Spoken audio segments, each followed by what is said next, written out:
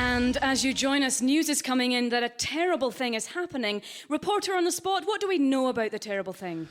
Well, so far we know this thing is truly terrible. It's too early really to say quite how terrible it is, but it is clearly awful. There are really no words to describe it.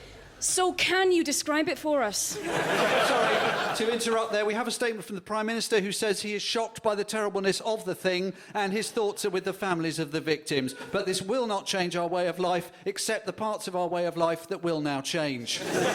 We're now hearing that there are also reports circulating on Twitter which will prove to be complete nonsense. For more detail on that complete nonsense, please turn over to Sky, who will be reporting it as fact without checking it. Here on the BBC, we will be checking it and then reporting it later and then being criticised for being slow.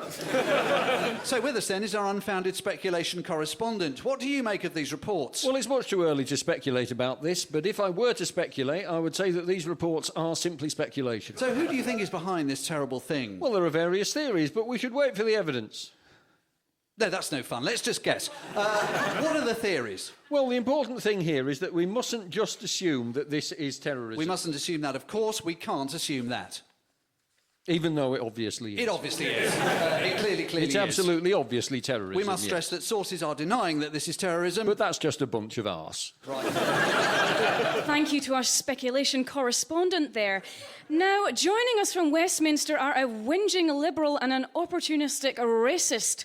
Whinging Liberal, what do you make of this terrible thing? Well, the important thing here is to remember that America is always wrong about everything and that American imperialism is the real evil in the world.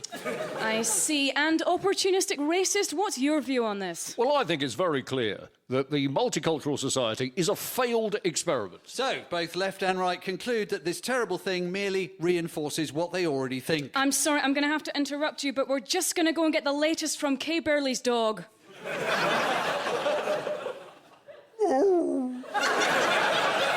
If you're just joining us, you're watching a new special following the terrible thing that has happened. If you want to turn over to watch your normal programmes, they are on BBC Two. But bear in mind that if you do, you will have to live with the nagging fear that you are a shallow, empty-headed idiot.